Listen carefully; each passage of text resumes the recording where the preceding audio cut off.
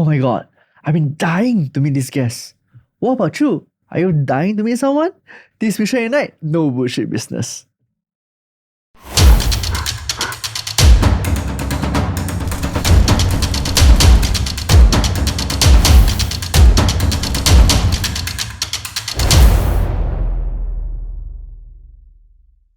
Hi, welcome to Mission Unite. Here, we uncover the no bullshit stories from successful individuals and ignite your dreams of success. Today's guests come from an industry that all of us will encounter, and yet we know very little about. We are very honored to have with us the founder of the Life Celebrant, Angjolie Mei. Angjolie, she is a trailblazer in the funeral industry, bringing a very unique and compassionate approach to end-of-life services in Singapore. With a deep commitment to honoring the lives of those who have passed, Angjolie has transformed the way we think about funerals, creating personalized and meaningful experience for grieving families. Her journey is one of resilience, innovations, and profound empathy. From facing significant roadblocks to building a thriving business, Angjolie's stories is both inspiring and thought-provoking. She not only navigated the challenges of establishing a business in a traditional conservative industry, but also redefine what it means to celebrate life as its final chapter. So now join us as we explore Angjolie's path, the rare few ladies in her industry, and let's learn from her initial inspiration and the hurdles she had to overcome to her ascent to success and her vision for the future. Hi, welcome Angjolie Mei to our podcast. Thank you, Tillerson. Thank you for having me today. It's our honor actually. Could you share with our audience out there, about your background? So I'm actually the founder of the funeral company, the Life Celebrant. We have been in the funeral industry for coming 14 years. Time really flies. Wow. So can you share with us what's this Life Celebrant all about? Because I heard that it's unlike the rest of the funeral parlors out there. So in 2010, when I started the company, I always believed that, funeral should be a graduation, a life graduation ceremony.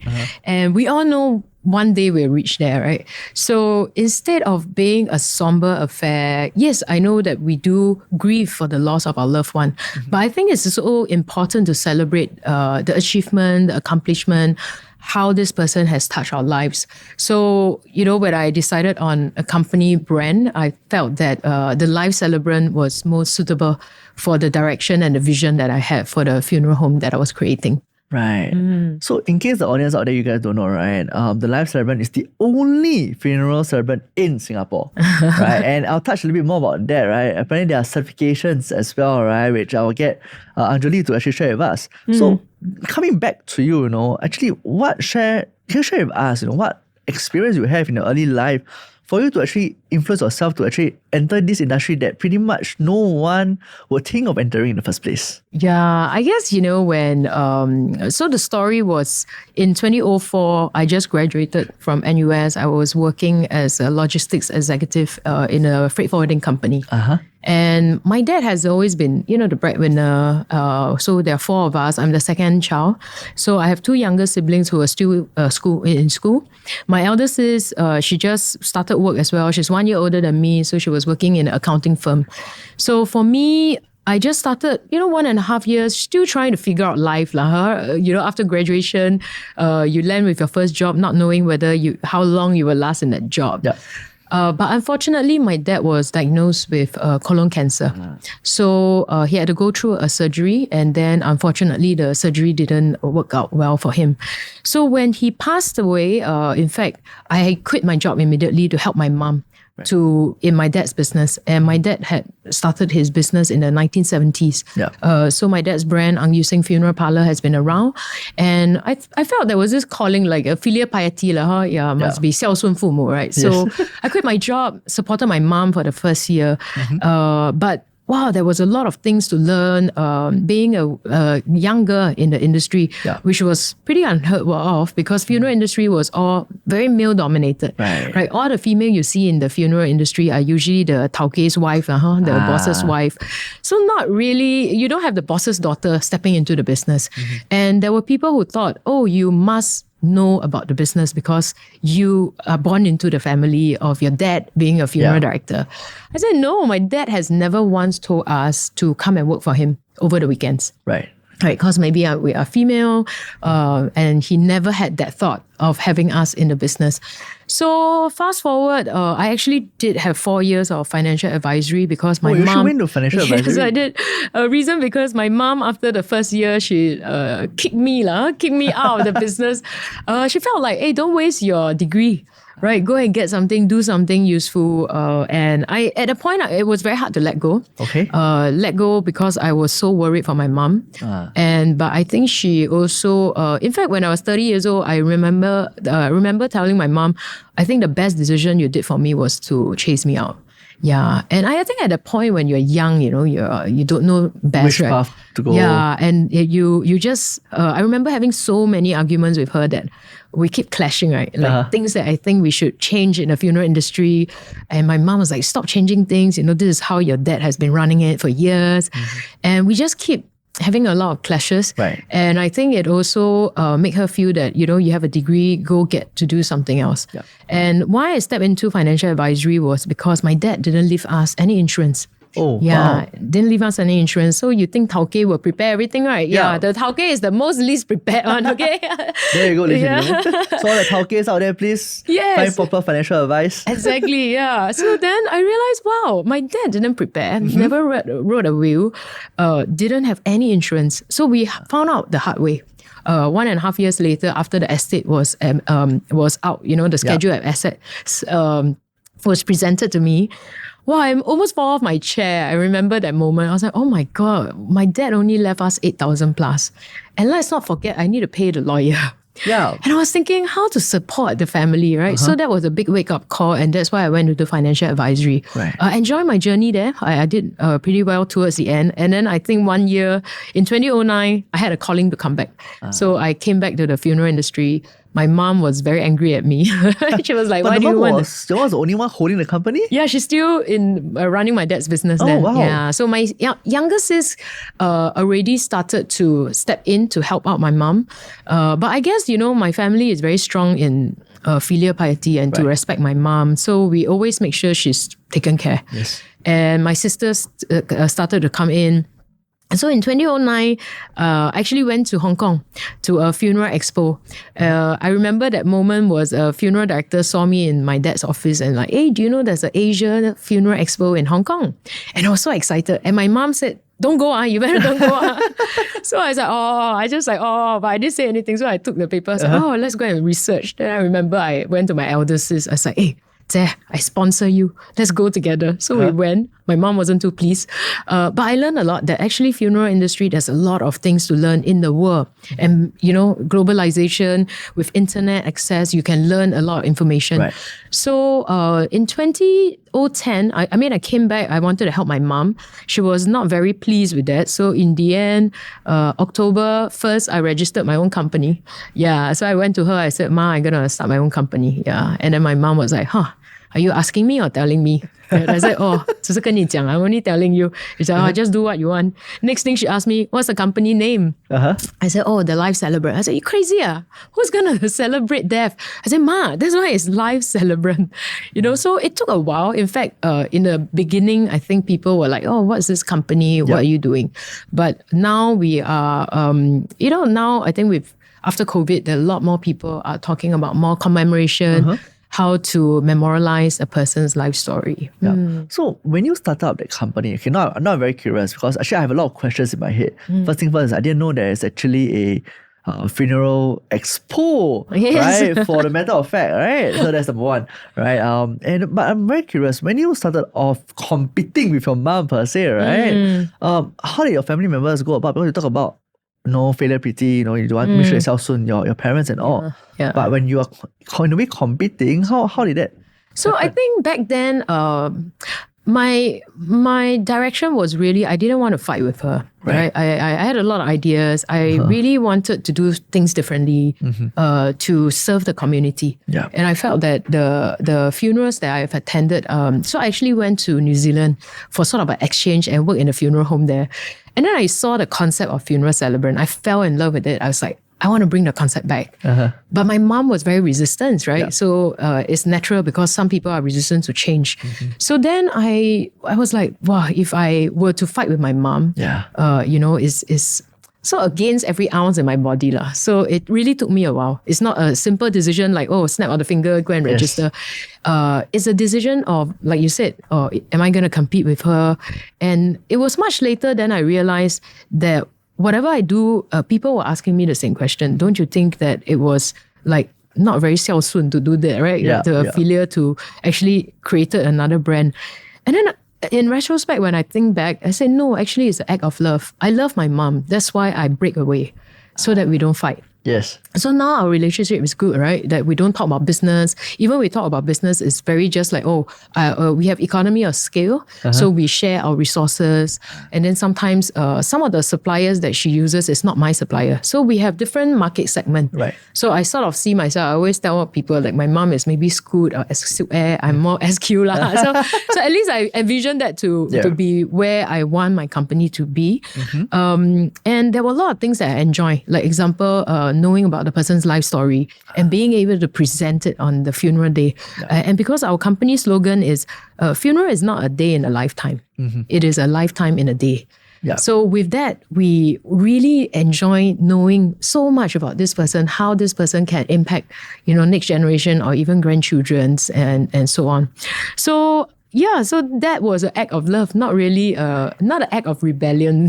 That's what that say, because in the, so correct me if I'm wrong, I have zero knowledge about the funeral industry, right? But I understand the funeral industry, it's actually quite old school per se. You are the new trend, you're the SQ new trend, right?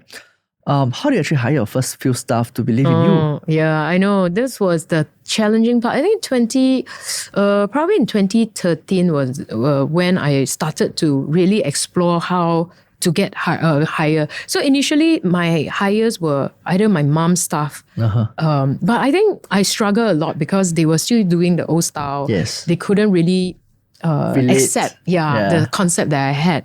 So I had to rehire, and then of course a lot of people that I hired back then, the ratio was more foreigners as compared to locals. So now we start to see a trend where the locals are beginning to accept this industry. Really? Yeah, but of course it's still a challenge. So for anyone out there who wants to have a very fulfilling career and you're thinking of joining a meaningful one, do consider writing into our industry. Yes. So do follow her, right? There's a link, right, in this podcast, right? Do go to her website, right? Send your resume to her, right? Join her in this meaningful journey. Yeah, thank you. Yeah, that's like an advertisement for me. Yeah, of course. Why not, man? I mean, you're doing very meaningful. I'm more than happy to do some small adverts for you.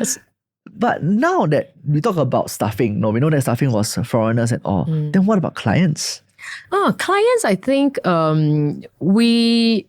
is always selling the concept to individual. I always remember the very first Celebrant funeral that I conducted. And it was a 50 plus year old man. And I know the sister-in-law. So the sister-in-law called me and said, can you help my sister? Her husband just passed away. And I remember this, his name is Michael. So when I saw and I spoke to the sister-in-law, I spoke to the wife, and I spoke to the daughter. I know how great this man is. Like he...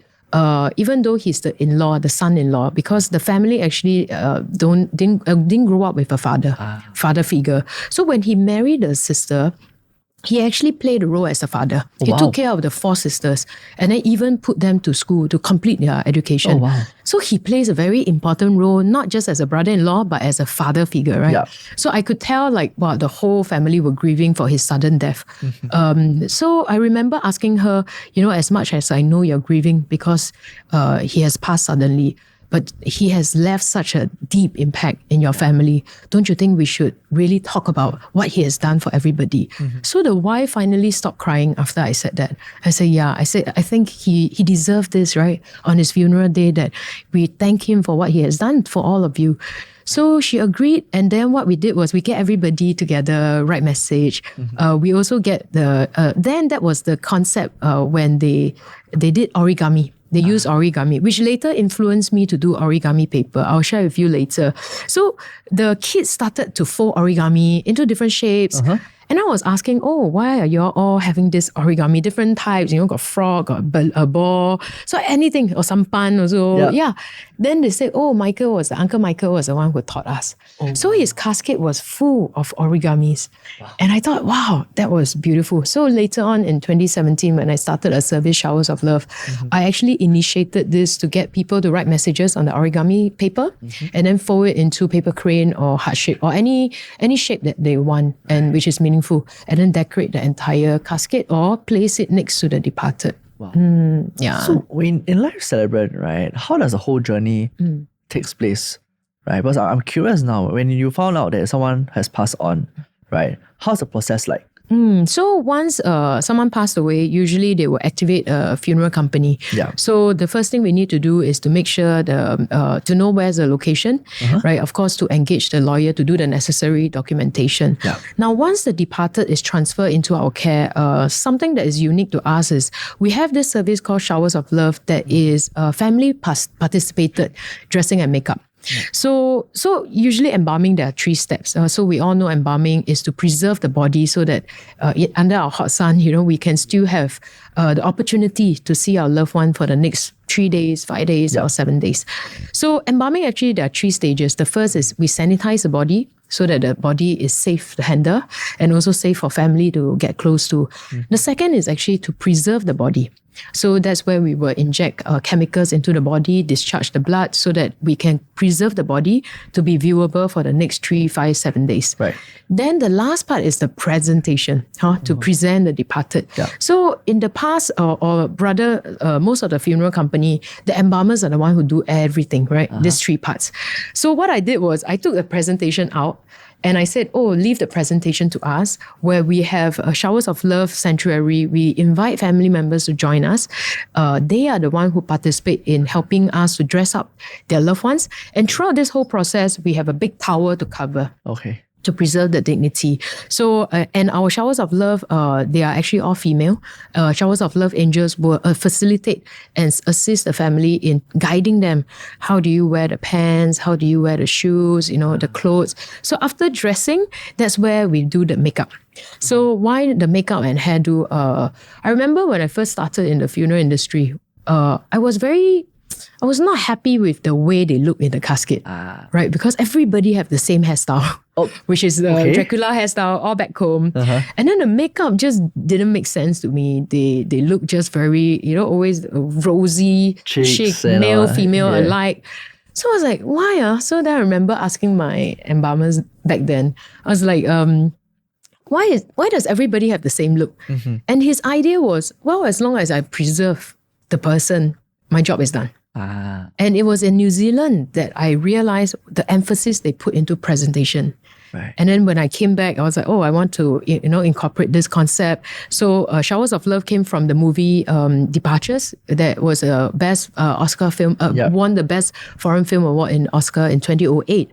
So that concept of having family members to participate really resonate with me. And in 2017, we started Showers of Love. So why do we have the makeup and hairdo? Because I want family members, they are the one who know the loved one. Yes. So they are the one who said, give us a thumbs up and say, wow, this looks like that. This looks like mom. Way before that they pass on. Yeah, it's like, because usually a lot of times patients come to us, the departed may have been in the hospital for many months. Right. They don't look the best. They didn't have a good shower. They didn't have a clean shower. So they want to, have something that makes sense to the family members. Their best look. Yeah, the best look, right? And I always feel, funeral is your farewell. Don't you think your graduation day, you should look good, right? Yes. Yeah. And then you look the way that the family remembers you. The lipstick, the hairdo. If your mom like curl, palm, like your hair must be curl, right? The perms and all. Like especially grandmothers, right? Yes. So I was like, I want to do it that way. Or even uncle. I have even one uncle who has the Elvis Presley hairstyle. Oh, wow. So then I make sure that, hey, uncle really have the hairstyle. And the children all say, yeah, this looks like that.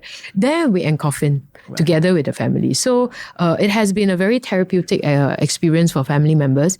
And after this showers of love, that's when we then transfer the departed to the funeral wake area, where we will hold a funeral wake for 3 days, 5 days, 7 days. Right. And then after that, cremation day or to the burial plot. Yeah, so it depends on the family request. Right. So help me understand here. Okay, I want to touch on a little bit sensitive topic per se, right? Does it clash with religion or does it go hands in hand with certain religions? A very good question, because when I did my certification in funeral celebrant, I did it in Australia.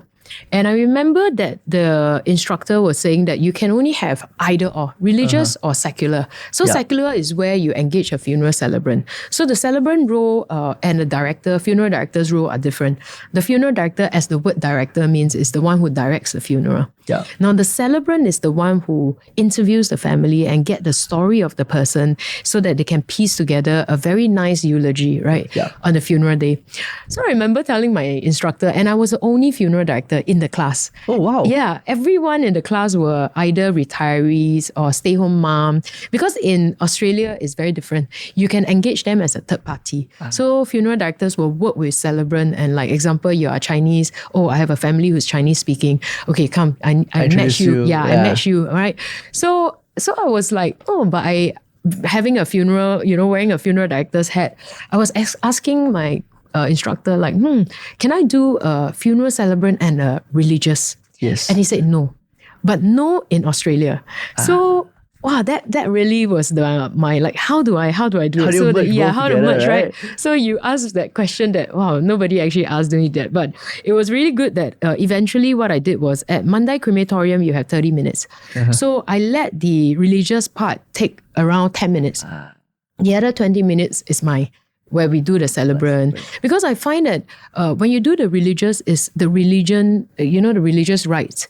But it doesn't tell me, hey, who's this person that we are going to cremate? Yes. Yeah, what's his life story? What are the stories that touches us, right? Can we have eulogy from the children, the grandchildren, the friends? I think then we are able to share more stories and you learn about the person, right? Yeah, I think that's more meaningful. So we managed to merge that. So there you go for people out there, right? Yes, you can do both a life celebrant and religious one together. So thanks. And please look for them, right? So when I was looking through your stories and all, but I'm very curious as well, because in today's culture per se, right, the mindset, right, of these people who pass on, right, it's not taken lightly of. People do cry, they're quite depressed about it, right? And for life celebrant is to celebrate the opposite. How do you manage your clients on this? I think the first experience I had sitting through a funeral celebrant service, I remember this. So I was working with a funeral home in New Zealand, and I was in the embalming room for the first few days. So I took care of this old lady. I know she loved pink because that was what the family gave. And the embalmers had a photograph to style her hair. So that was when I realized, wow, they put a lot of emphasis, touch. So the funeral owner then asked me, funeral home owner said, oh, Angjolie, do you want to be part of the funeral team for this lady? I said, yes, please. I want to see the service.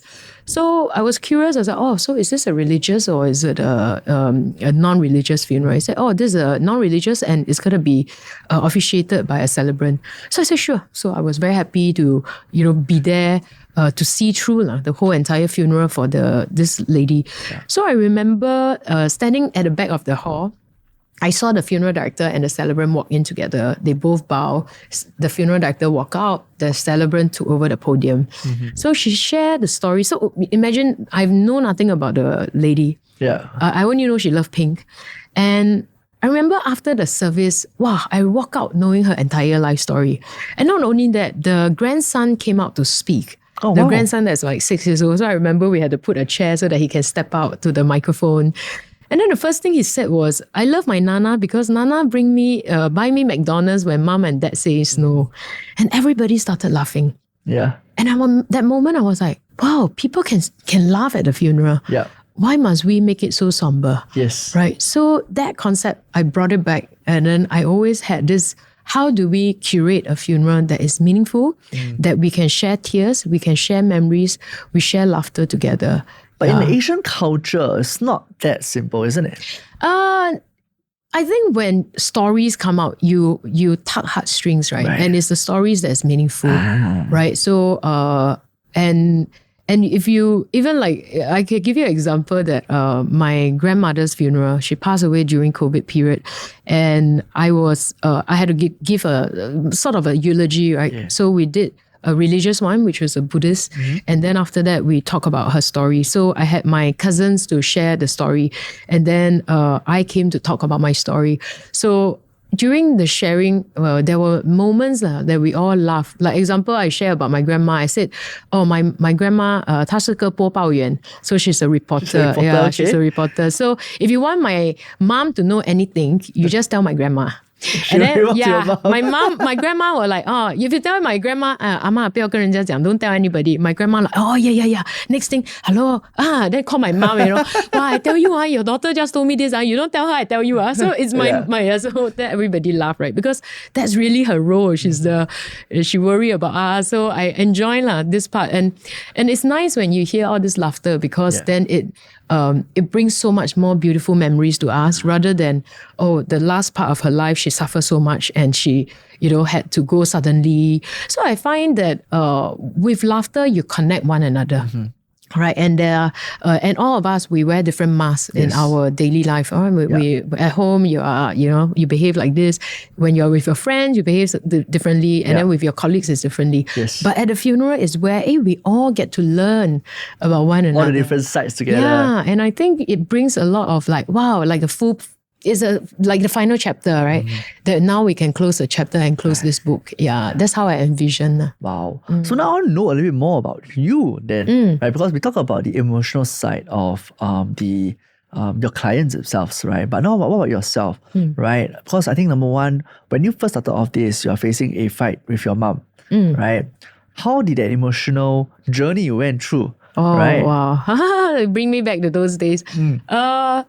I think that point in time, I was very uncertain, right? I just came out from financial advisory. I also asked myself the same question, like, did I make the wrong move? Because I was doing well in financial advisory, right? And my mom kept like, why don't you just get a decent income, and you have a decent income?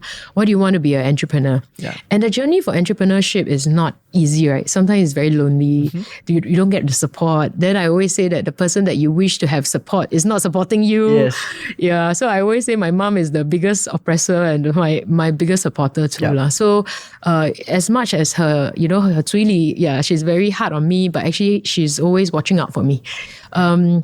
There were times I asked myself in the beginning journey was, did I make the right move?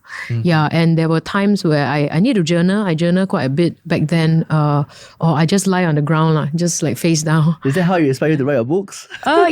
But the book idea actually came from someone that I talk about my stories during seminar. Yeah. And then people always ask me, where can we get to read more? And then that was when I started, I need to write a book. Then met a guy, Po Hua from Lian Foundation, and he said, let me introduce you to the publisher. Met my publisher, Edmund, and Edmund was like, when I told him what I do, my story, I think within the first 30 minutes, he was like, let's do it. So so the book came about. But I guess, the hard part about managing this is really be accountable. I always tell people or entrepreneurs, like they want me to give some advice. I say, whatever path you take, you just need to be accountable. Right. To yourself. Right. My mom didn't owe me anything. If I fail, it's on me, right? It's not on my mom. And even though she asked me to stop, I choose the path to continue, right? So I think it's important that we always be accountable, that whatever decision, whether good or bad, you have to learn from it, right? As we say, there's no bad lessons. There's no mistakes, right?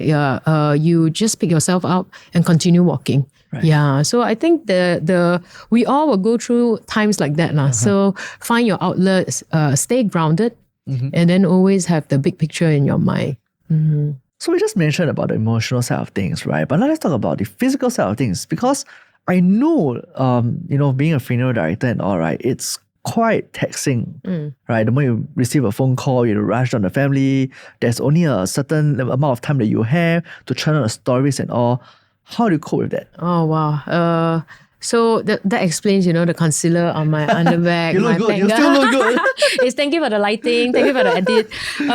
But yeah, those days, I think there has always been a mindset that the minute you get a call, you have to rush down to the hospital. You have to meet the family there. You have to get everything chop, chop, chop, And then along the way, I realized, actually, where's the emergency? Why don't we let family go back and rest? Because sometimes they are just so drained staying in hospital, and you force them to make a decision at that point in time. They may not be clear-headed. So I think it's best that we transfer their loved ones into our care first, let them go home, catch some sleep first, right? A few hours, that's also good. And then after that, sit them down and then walk through with them, what can we do to make it meaningful for your loved ones? So I think management of time is important. And usually, life story, like you said, if I know the funeral is like, in 5 days' time, on the second day, I will go down and make sure I have the script and the details. Yeah. And it's also important to have different versions, right? So you have children, the grandchildren, the friends. So once I told the family this, they were like, okay, you need to speak to this person. Then they will help me find the correct person. Yeah, find the correct person and help me coordinate the timing. Yeah. He's like, okay, what time are you going to come? I said, can I come at 3 p.m.? Okay, I'll get them ready for you.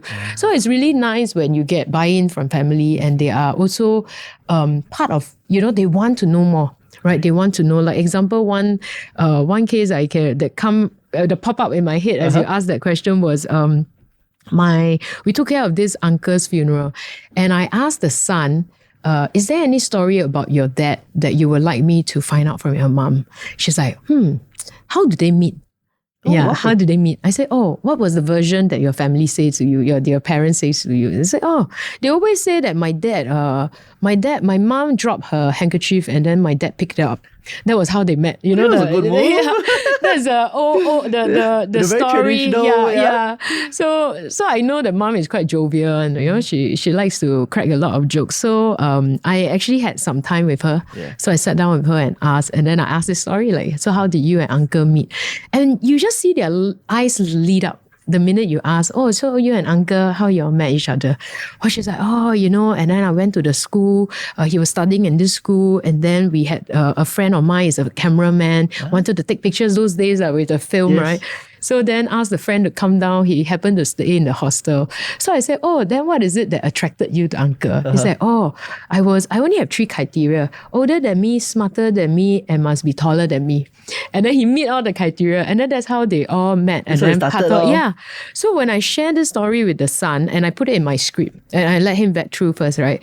And then he said, thanks, Angjolie, for getting this story, but let's not let anyone else know. Just keep to the story that, my mom dropped her handkerchief and dad picked it up. And I thought that was nice to close it as just for the son to know it. And I think sometimes as a third party, people are more open to tell you more things than maybe family members, right? Yes. Yeah. So this charges me up. Like sometimes when you hear that, no matter how tired you are, you're like, you have a mission. You need to finish this story, right, to close it for the family. Yeah, so that's how I get. That's very interesting. Yeah. So coffee helps too. Coffee helps. That said, on the personal aspect then, how do you actually, balance your personal life and the business aspect of it? Yeah, I think thank God my husband is also a workaholic. So we never, I don't have a problem working late or working on weekends. He understands. So it's good that I have someone like that, who he also works. He travels so much for work. So I don't get the complaint from him.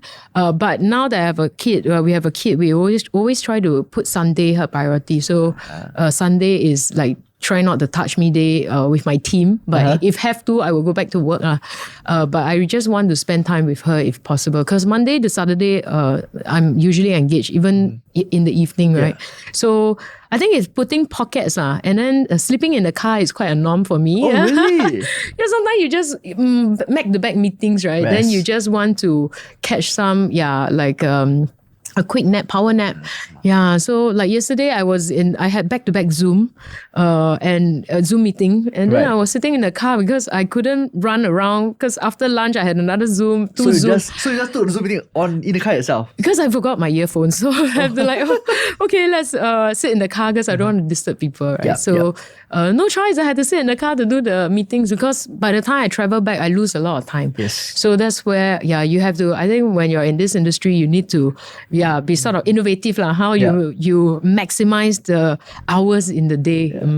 So to all the audience out there, as you can hear, right? As long as you're innovative, right? You work hard, right? Anywhere you can be at there, working, right? Even in the car, sleeping in the car, pretty much a second home in the car. You are right. Yeah. My car, every time when I think about my car, is like, wow, it's really my second home. I think I spend more time in my car than in my own bed. Yeah.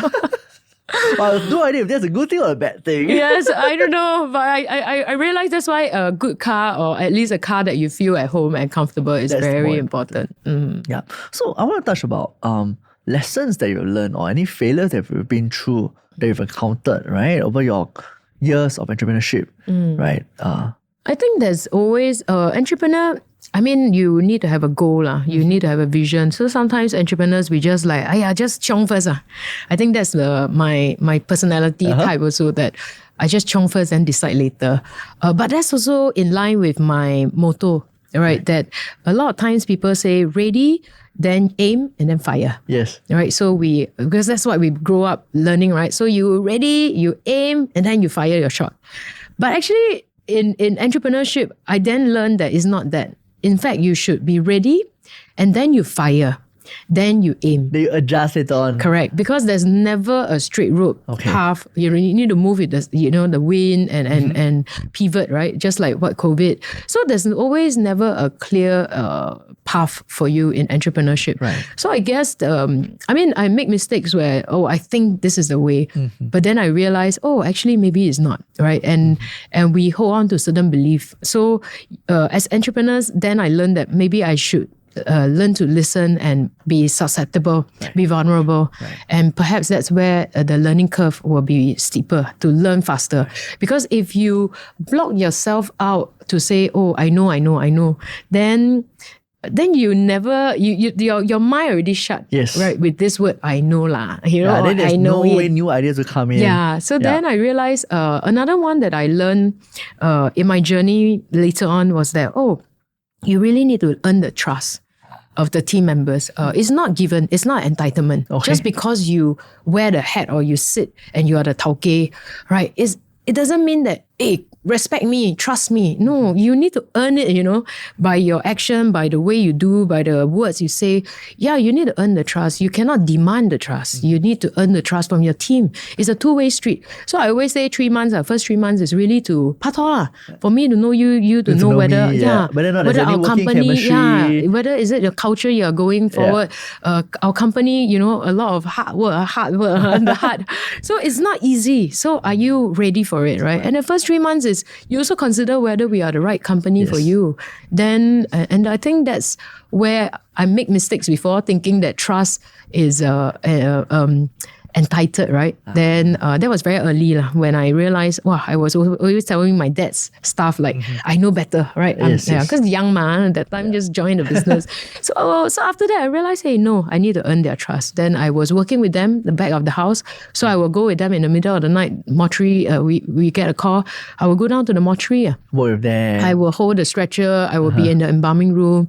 I wanted to know the back of the house processes so that it's easier for the front of the house, which is my mom, to be able to communicate with the clients. What time are we going to transfer your loved one home? So I think it's about managing the expectation. And once you start to be in the embalming room and you are not fearful, then I think I realize the team sees me differently. Right, my dad's team are like, 她不是一个小妹妹, she's not just a young girl. Okay, she dares to see the blood, the embalming, the back process, and all that. Yeah, but in the whole journey, right? Is there any moment, right, that you actually feel like giving up? Giving up, I think yes. When your cash flow is affected, you ask yourself, how are you gonna make sure you pay your staff Yes. first, right? Okay. That was the struggle. That you look at the cash flow, you're like, wow, I need to pay them first, right? So a few months, maybe no income for me, and then you ask yourself, is this the right journey, lah? But with every funeral, you then felt that fulfillment that you can never get in other job. And then I realized, hey, I want to help one person. So just one at a time, one step at a time. Take it slow, then ask my mom for help, and ask her like, in terms of the resources, what are the things that I can reduce costs? So my mom really supported me a lot. So now we can be more independent in a way that I don't need, I remember the first year that I started my own company. Every time I see my mom's name on my phone, I know she's going to scold me. So I hesitate.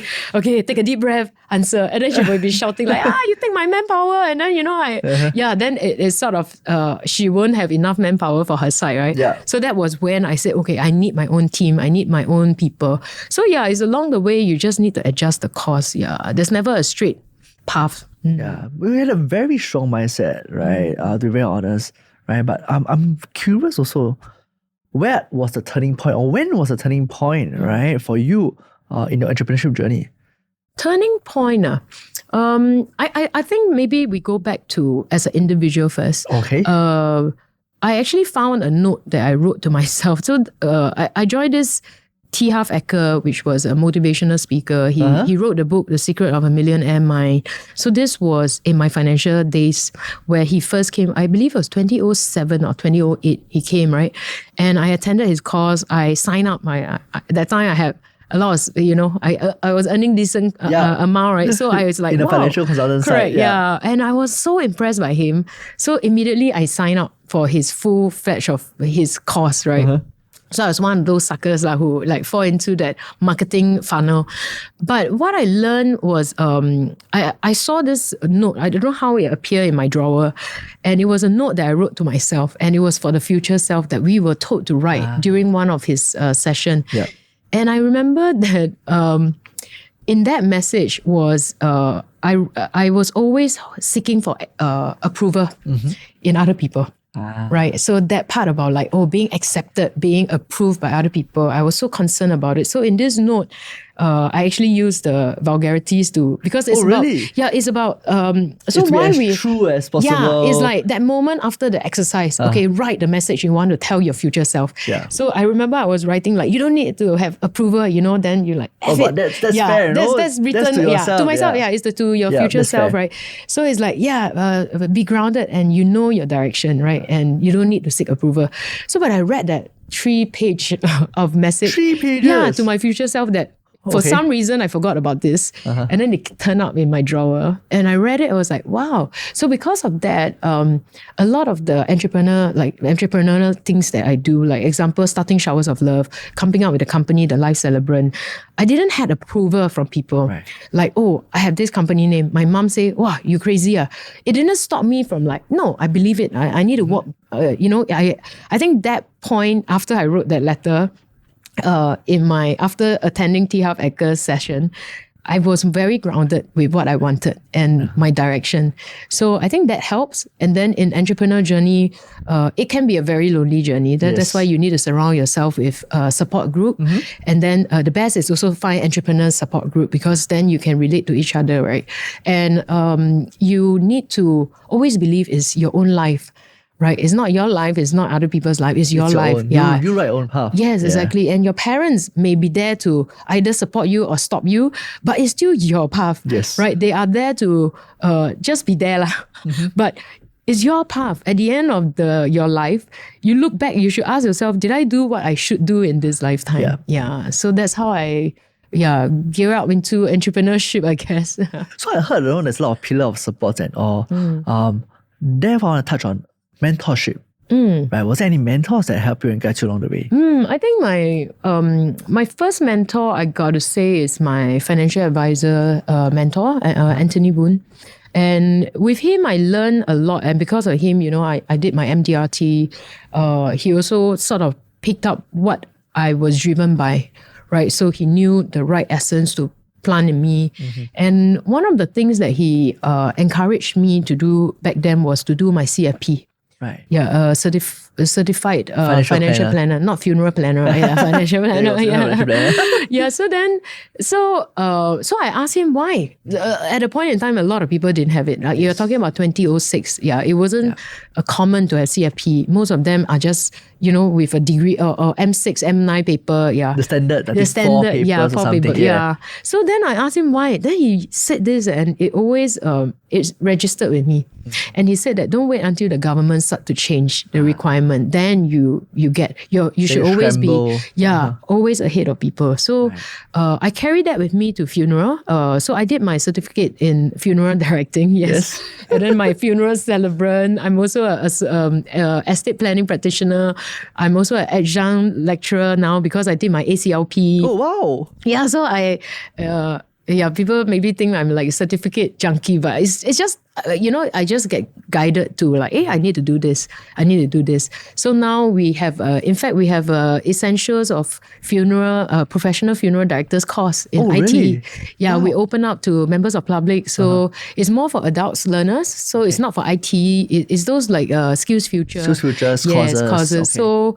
So everything just aligned properly for me. Like after I did my ACLP, then I got this discussion about launching a new course and then became their adjunct lecturer. Yeah. So that's it, right? Most of us, when we talk about entrepreneurship, right? We hear a lot of graduates fall out, become huge entrepreneurs. And for you, you went on the opposite. You're taking certifications and all. Do you think that education is important? Oh, yeah. I mean, I wish there was a funeral school in Singapore. Yeah, to be a funeral director in America, you need 3 years of education. Really? It's a degree. It's a degree. You need 3 years. 3 years in America. It's so Singapore. There's no school. There's no criteria here. No, right? so it's a degree in mortuary science. Then you have 1 year in internship in a funeral home, and then you need to sit for the licensing exam. Okay. But in Singapore, anyone can be a funeral director. So the barrier of entry is flat, it's zero, right? But I felt that there was a lot of knowledge that we need in funeral directing. It's not just I have the heart for it.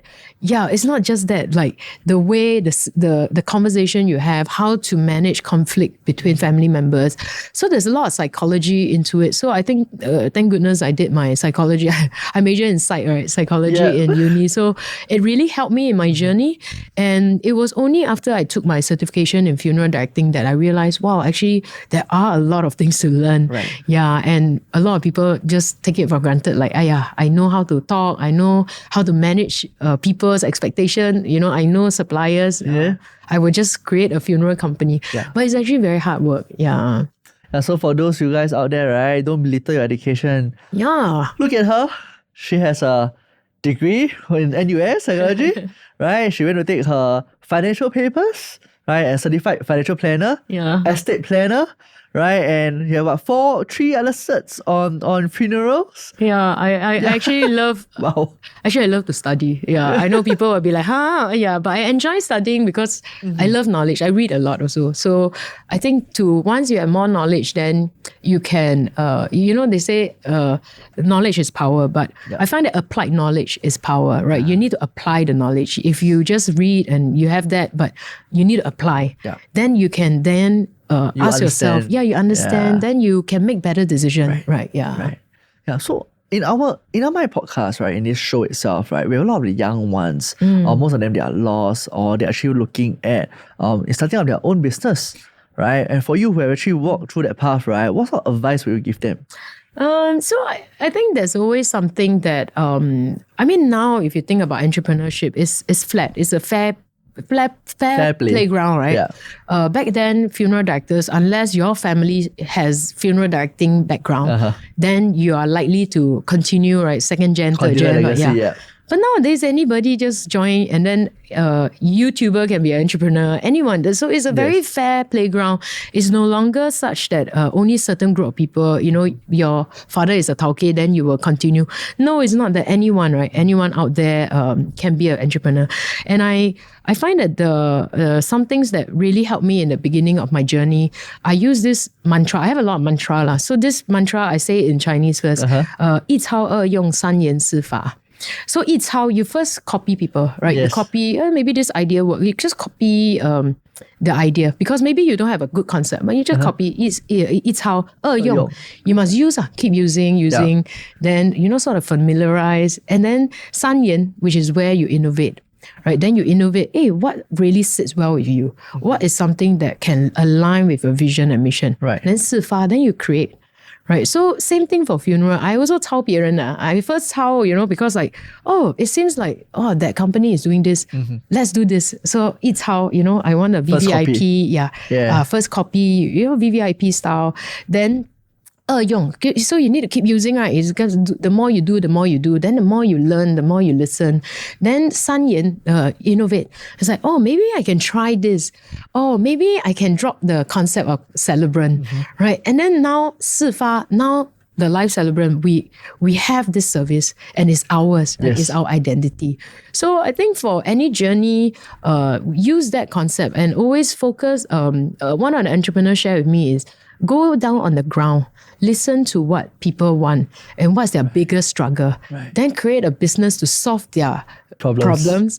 Then you will have the solution and maybe it's a winning formula for you, I totally agree with you. I totally agree with you. But for you, have you walked through a bus and you talk about, giving some trust to your employees and all, right? That's it for an entrepreneur. What are the successful qualities you think that one should have? For entrepreneur, I think it's tenacity. Yeah, you need to be tenacious because entrepreneur, you can lao hong on, you can be deflated. lose motivation. Lose motivation. Then you drag your feet. Then you don't want to get out of your bed because you feel like, wow, it's so gloomy out there. So you need to find ways to charge up yourself and have that gusto, to okay, I fall, I allow myself. I remember when I first had a failure and I told myself, I only allow you to be sad for 1 week. By 1 week, you better pick yourself up. So that's how I train my mind. That's good. Yeah. So then I like a broken relationship, a relationship that didn't work. I also told myself, you can cry. I allow you to cry for 1 week. After that, you need to pick yourself up. Right. So then slowly, I start to okay, I give you permission. You can cry for 3 days. Then it start to be, 3 hours. Okay, then let it go. But it will still be at the back of your mind. But it's just that I think the thing that you need to do is just get up. Just get up and start moving and have the momentum. Right. And then, the rest will follow. But that getting up initial, right? Yeah, sometimes it's very difficult. So need to find some support and that have that tenacious, be very gusto to don't worry. This is a good learning lesson. And then tomorrow will be a different lesson. So just keep going, man. So with that in mind, right, if you were to turn back time, right, to the time where you just started off, just way before, a financial consultant time. Before I'm a financial consultant. Yeah, so when you just straight away went back to help your dad, right? Yeah. What would be something or what would be advice you would give yourself then? What would be the advice? That time I was 24. 24. So back then, 24, I have a lot of responsibility because my dad just passed and suddenly I have to assume a different role. I have to be the protector for my family. I think that point in time, probably the message I want to say to myself will be everything will be okay. Yeah, because that was the biggest, that was probably the lowest point in my life where I lost our pillar of support. Yeah. Right, my whole entire family, the breadwinner has passed. And my mom, I remember every day she's crying and she's grieving. So I have to become the 大人, the adult, support my mom. Because I always say that just because you lose one parent, right, and you expect the surviving parent to support you, step up is actually tough. It's not. It's the children who has to step up because parents, don't forget, they grieve, they know their life partner even longer than we are born, Yes. So they need more support than us. So I remember that time when I assumed that role, it was very hard. I have to close myself in the room to cry. My 2 younger siblings still very young.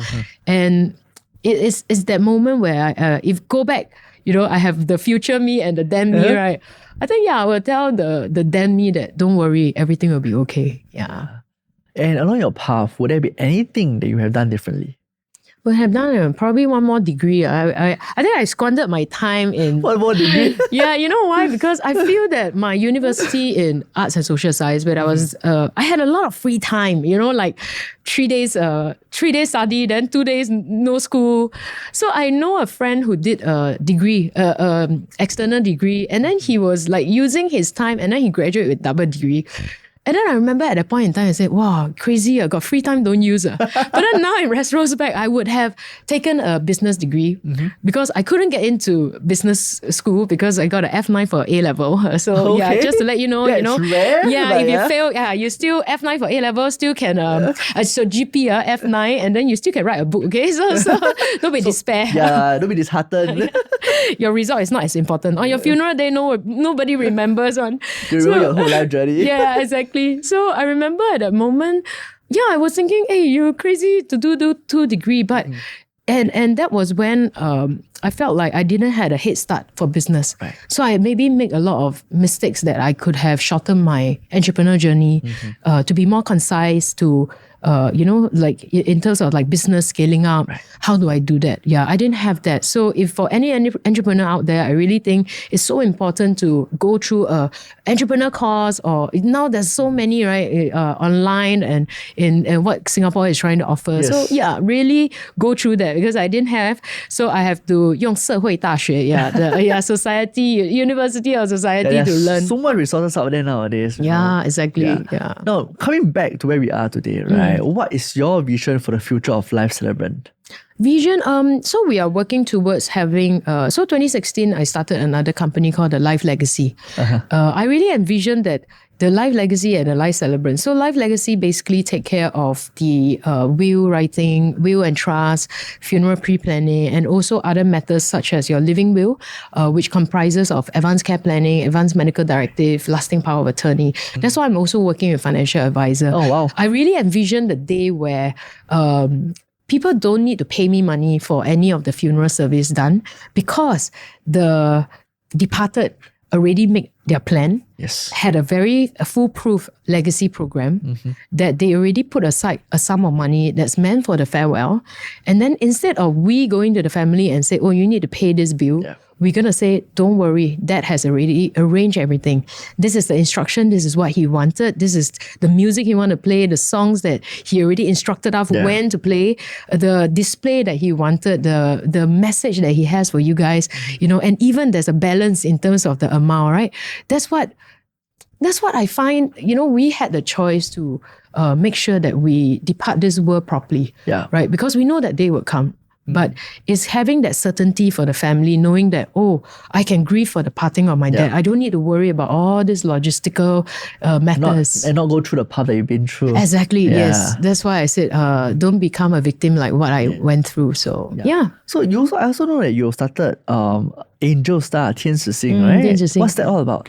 So our Chinese company name is called 星篇章, so heart lah, chapters from our heart. So Sing is the same sound as new, right? So I purposely changed it to heart.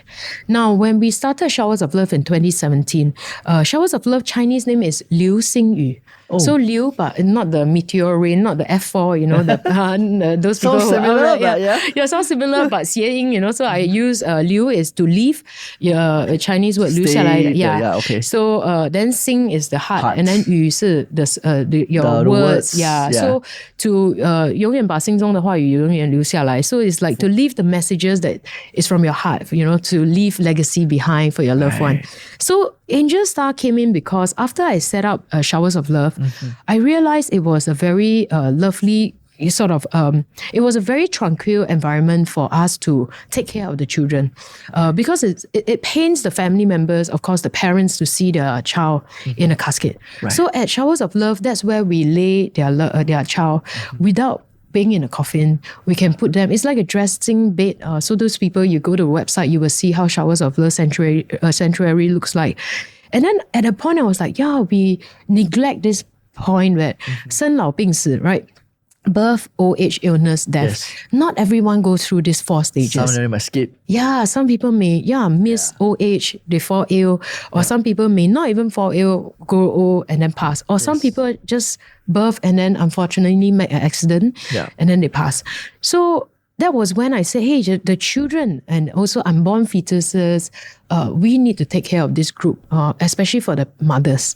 Because a lot of times back in those days, to have a funeral for your child is taboo. Yes. Is 白发人不可以送黑发人. So white hair individual can't send off their the young children, ones, the young ones. So because of this, I realized, hey, 天使 sing angel star. So angel star, but the sing and the heart is the same sound. Yes. Yeah. So everything 一切从心开始 for our service, we all begins from our heart. Yeah. So we started this service and we start to realize that a lot of gynecologists or clinics don't even know that you can cremate an unborn fetus or a miscarriage. You know, so we start to let them be educated. And I have an article that whenever people search, my article will come out.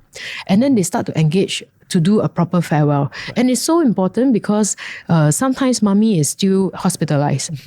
Like this morning, we get a case. In fact, 3 days ago, she called me and she told me that unfortunately, a set of twins were born, but one didn't make it. Right. So the other one is still in ICU. So I asked her, how has the doctor give you any advice? When are you going to be discharged? She said, we don't know yet, maybe 3 days. So this morning she texted to say that, she can be discharged. So tomorrow we will have the cremation for the baby. So it's so important for mommy to be participating instead of not being able to say a proper farewell, and then you leave that gap or that gap where she didn't have closure. Yes. And I think closure is so important. And after all, it's been in her for 9 months. Yeah. So that part to me was like, no, mommy needs to be around. Yeah. Unless the mommy specifically said, no, I don't want to be there, then we will support by taking photographs. Who knows, maybe they will want to have some photographs one day. Yeah. But I don't want them to have any regrets. Right. Yeah. Right. So what about the funeral services itself? How do you envision the future of Singapore funeral services? Wow, there's a new concept called living funeral, right?